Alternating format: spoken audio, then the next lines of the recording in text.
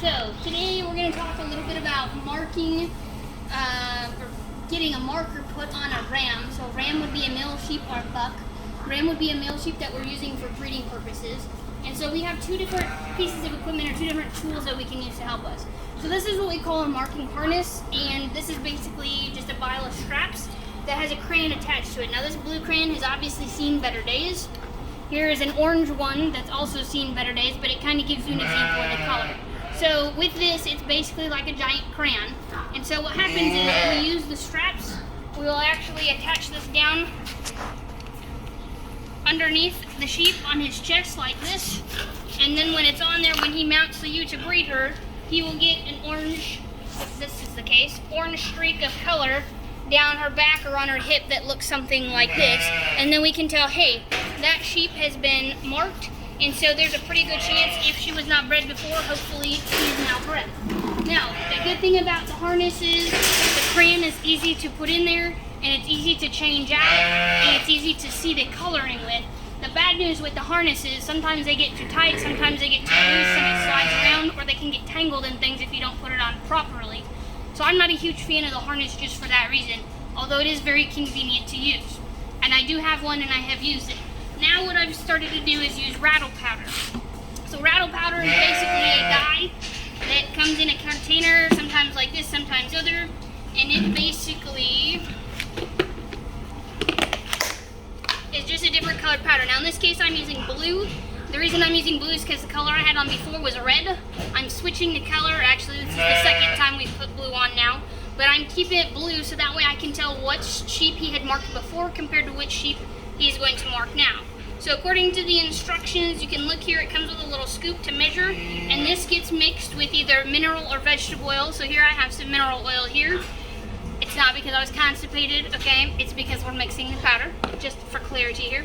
So I've got a bucket that I can go ahead and mix this in. The bucket got washed out. I'm gonna make sure the last little bit of water is kind of dumped out of there.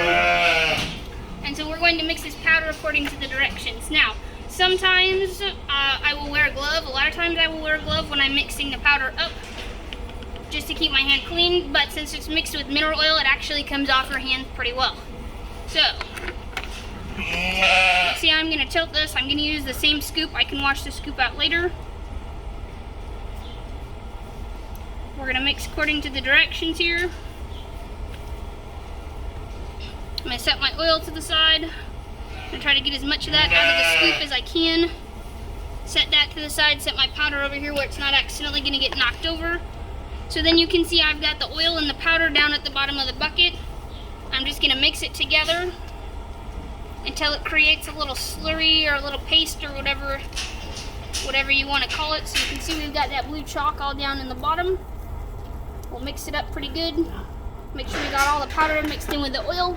So as you can see, it marks a pretty vibrant blue color all over my hand. So now what we're going to do is we're going to apply this right to the sheep's chest. So we've got him tied up. You can see down on his chest where we've had this before. So I'm just going to take a big handful, get it smeared on here pretty good. Kind of rub it around a little bit, rub it in.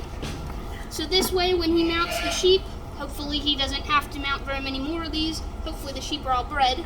This is just a cleanup buck here. So cleanup buck meaning he's kind of second shift. If something wasn't pregnant before, hopefully he can take care of that. So we've got all the blue on him now. I'll kind of clean my hand off as best as I can and then go wash it. The only problem with this compared to the harness is a lot cleaner and it's a lot easier with one person. So now that I've got him all covered, I could leave him tied here and go wash my hand and come back and get him untied and put back in the pen. Or I can set my bucket to the side, try really hard not to touch something, have my assistant grab the gate, and we'll get him put back in.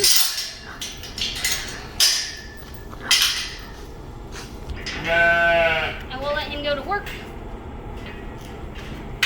And like I said, hopefully he won't breed any more of them, but if he decides that he's going to, we can have kind of some record of it based on the lovely blue chalk that we have here. So we just kicked a fresh one in there for him. I don't know if she's going to stand or not, but you'll see he's going around sniffing. She obviously does not care. We'll let them have a little privacy, but that's how you get marker on bucks to be able to tell if they bred things or not.